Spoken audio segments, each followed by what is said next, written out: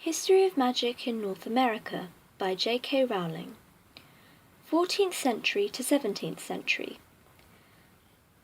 Though European explorers called it the New World, when they first reached the continent, wizards had known about America long before Muggles. Note, while every nationality has its own term for Muggle, the American community uses the slang term No-Maj, short for No Magic. Various modes of magical travel, brooms and apparition among them, not to mention visions and premonitions, meant that even far-flung wizarding communities were in contact with each other from the Middle Ages onwards. The Native American magical community and those of Europe and Africa had known about each other long before the immigration of European No-Mages in the 17th century. They were already aware of the many similarities between their communities.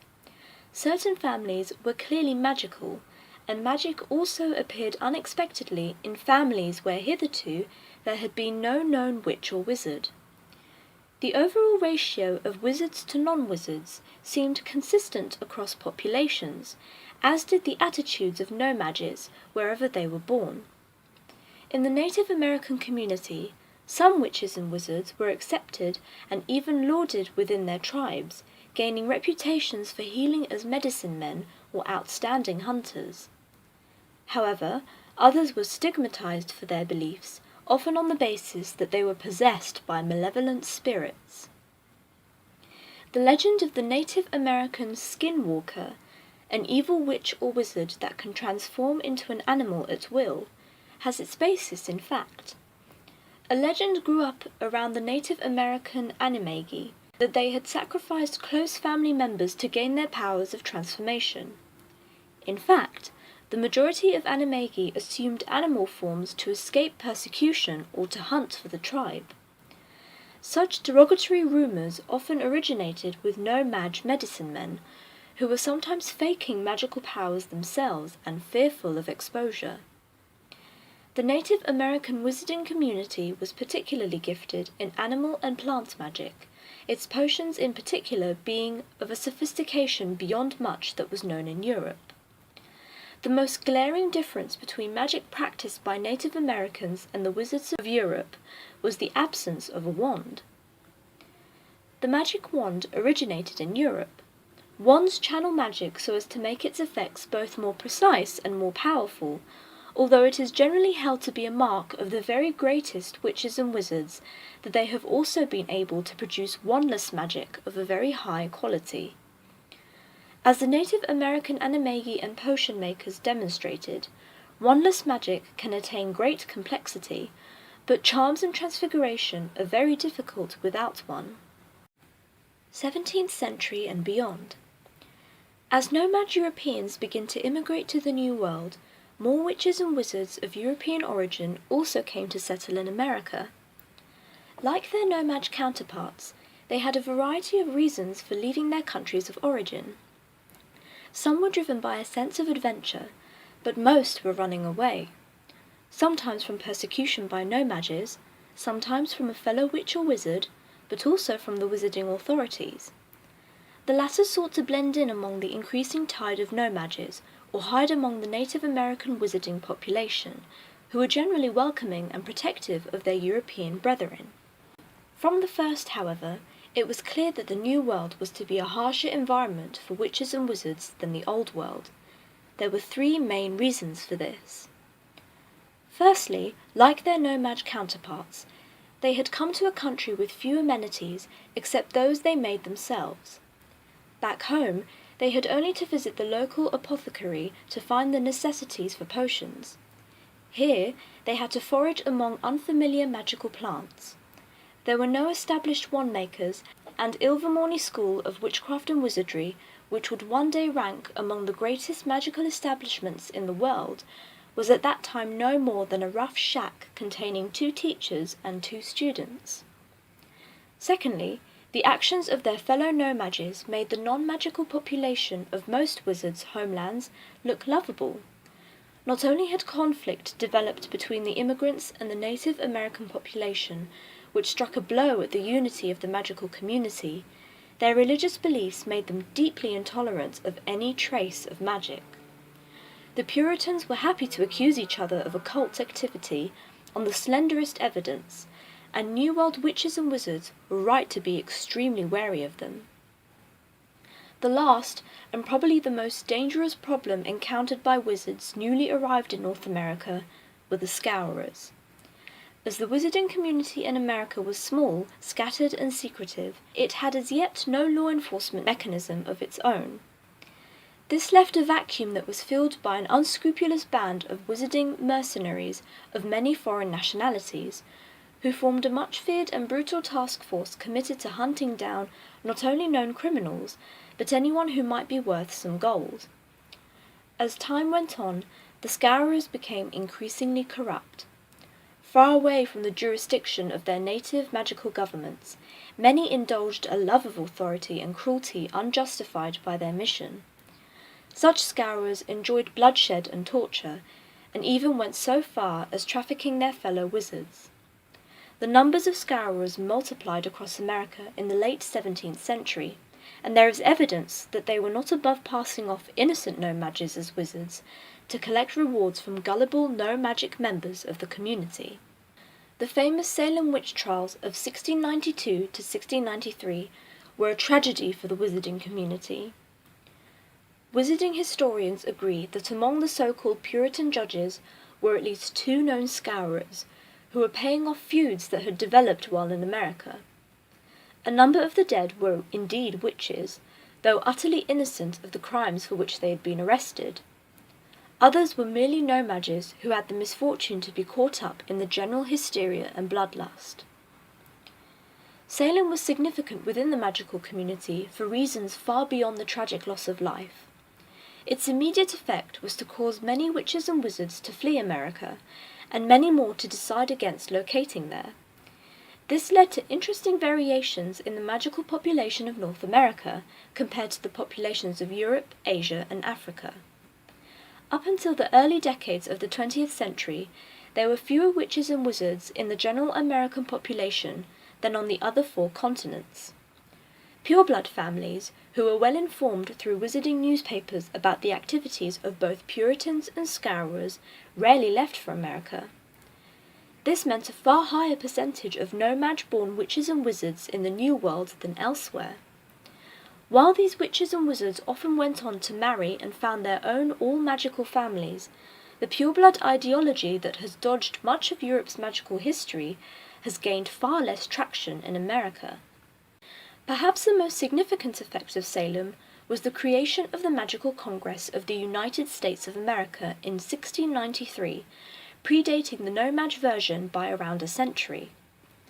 Known to all American witches and wizards by the abbreviation MACUSA, commonly pronounced as Ma-Cus-A, it was the first time that the North American wizarding community came together to create laws for themselves, effectively establishing a magical world within a no-mage world, such as existed in most other countries.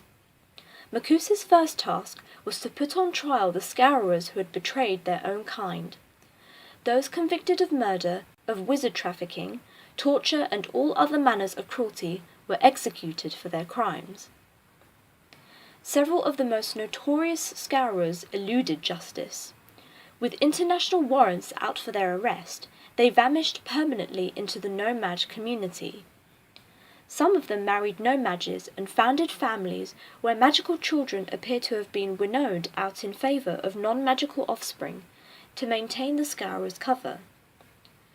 The vengeful Scourers, cast out from their people, passed on to their descendants an absolute conviction that magic was real, and the belief that witches and wizards ought to be exterminated wherever they were found.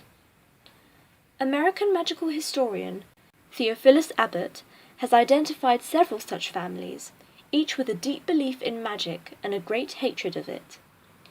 It may be partly due to the anti-magic beliefs and activities of the descendants of Scourer families that North American no-mages often seem harder to fool and hoodwink on the subject of magic than many other populations. This has had far-reaching repercussions on the way the American wizarding community is governed. Rappaport's Law. In 1790, the the 15th president of Macusa, Emily Rapaport, instituted a law designed to create total segregation of the wizarding and nomad communities. This followed one of the most serious breaches of the International Statute of Secrecy, leading to a humiliating censure of Macusa by the International Confederation of Wizards. The matter was that much more serious because the breach came from within Macusa itself. In brief, the catastrophe involved the daughter of President Rapaport's trusted keeper of treasure and dragons. The dragget is the American wizarding currency, and the keeper of dragons, as the title implies, is roughly equivalent to the Secretary of the Treasury. Aristotle Twelvetrees was a competent man, but his daughter, Dorcas, was as dim as she was pretty. She had been a poor student at Ilvermorny, and at the time of her father's ascension to high office was living at home, hardly ever performing magic, but concentrating mainly on her clothes, the arrangement of her hair, and parties. One day, at a local picnic, Dorcas Twelvetrees became greatly enamoured of a handsome nomad called Bartholomew Barebone. Unbeknownst to Dorcas, Bartholomew was a Scourer descendant. Nobody in his family was magic, but his belief in magic was profound and unshakable, as was his conviction that all witches and wizards were evil. Totally oblivious to the danger, Dorcas took Bartholomew's polite interest in her little tricks at face value. Led on by her beau's artless questions, she confided the secret addresses of both Macusa and Ilvermorny, along with information about the International Confederation of Wizards and all the ways in which these bodies sought to protect and conceal the wizarding community. Having gathered as much information as he could from Dorcas, Bartholomew stole the wand she had obligingly demonstrated for him, showed it to as many pressmen as he could find, then gathered together armed friends and set out to persecute and, ideally, kill all the witches and wizards in the vicinity. Bartholomew further printed leaflets giving the addresses where witches and wizards congregated and sent letters to prominent nomads, some of whom felt it necessary to investigate whether they were indeed evil occult parties happening at the places described. Giddy with his mission to expose witchcraft in America, Bartholomew Barebone overstepped himself by shooting at what he believed were a group of Macusa wizards, but which turned out to be nomads who had the bad fortune to leave a suspected building while he was watching it. Fortunately, nobody was killed, and Bartholomew was arrested and imprisoned for the crime without any need for Macusa involvement. This was an enormous relief to Macusa, who was struggling to cope with the massive fallout of Dorcas's indiscretions. Bartholomew had disseminated his leaflets widely, and a few newspapers had taken him seriously enough to print pictures of Dorcas's wand and note that it had a kick like a mule if waved. The attention focused on the Macusa building was so intense that it was forced to move premises. As President Rapaport was forced to tell the International Confederation of Wizards at a public inquiry, she could not be sure that every last person privy to Dorcas's information had been obliterated. The leak had been so serious that the alter effects would be felt for many years. Although many in the magical community campaigned to have her imprisoned for life or even executed, Dorcas spent only a year in jail. Thoroughly disgraced, utterly shell-shocked, she emerged into a very different wizarding community and ended her days in seclusion, a mirror, and her parrot her dearest companions. Dorcas's indiscretions led to the introduction of Rapaport's law. Rapaport's law enforced strict segregation between the nomad and wizarding communities. Wizards were no longer allowed to befriend or marry nomads. Penalties for fraternizing with nomads were harsh. Communication with nomads was limited to that necessary to perform daily activities. Rapaport's law further entrenched the major cultural difference between the American wizarding community and that of Europe. In the Old World, there had always been a degree of covert cooperation and communication between nomad governments and their magical counterparts. In America, Macusa acted totally independent of the nomad government. In Europe, witches and wizards married and were friends with nomads. In America, no-magics were increasingly regarded as the enemy. In short, Rappaport's law drove the American wizarding community, already dealing with an unusually suspicious no-mage population, still deeper underground. 1920s Wizarding America. The Wizards of America had played their part in the Great War of 1914 to 1918, even if the overwhelming majority of their no-mage compatriots were ignorant of their contribution. As there were magical factions on both sides, their efforts were not decisive, but they won many victories in preventing additional loss of life and in defeating their magical enemies. This common endeavour led to no softening on Macusa's stance on no-mage or wizarding fraternization, and Rappaport's law remained firmly in place. By the 1920s, the US wizarding community had become used to existing under a greater degree of secrecy than their European counterparts, and to selecting their mates strictly from within their own ranks.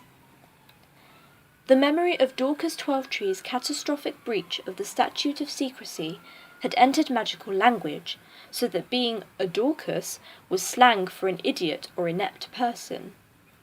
Macusa continued to impose severe penalties on those who flouted the International Statute of Secrecy.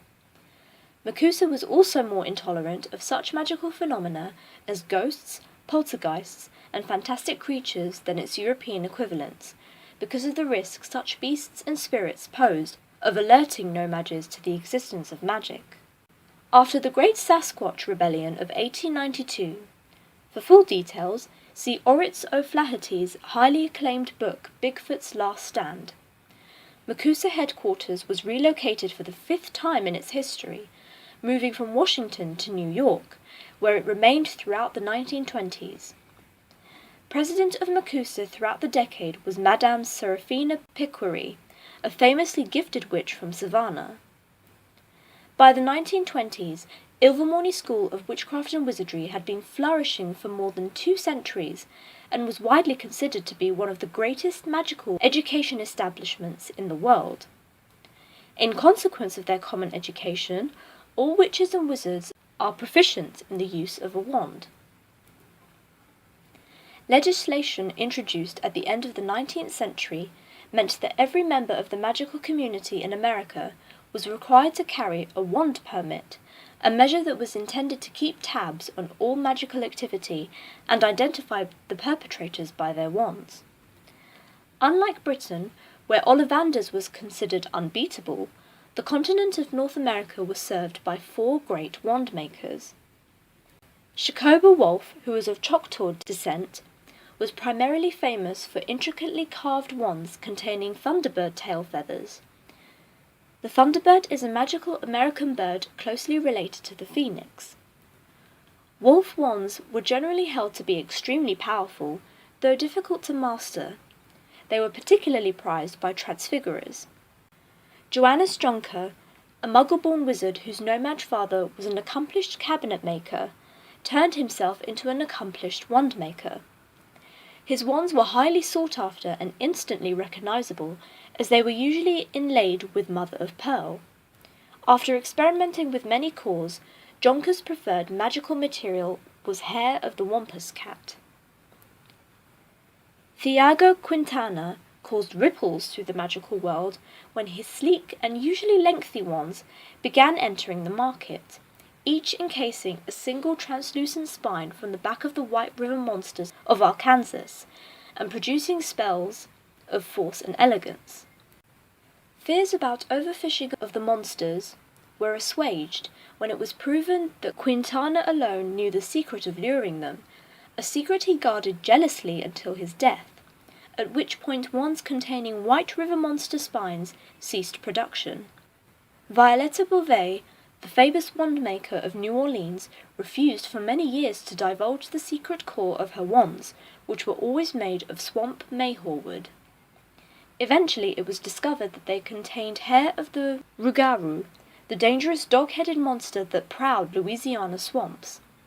It was often said of Beauvais wands that they took to dark magic like vampires to blood, yet many an American wizarding hero of the 1920s went into battle armed only with a Beauvais wand, and President Picquary herself was known to possess one. Unlike the nomad community of the 1920s, Macusa allowed witches and wizards to drink alcohol. Many critics of this policy pointed out that it made witches and wizards rather conspicuous in cities full of sober nomads. However, in one of her rare light-hearted moments, President Picquary was heard to say that being a wizard in America was already hard enough. The giggle water, as she famously told her chief of staff, is non-negotiable.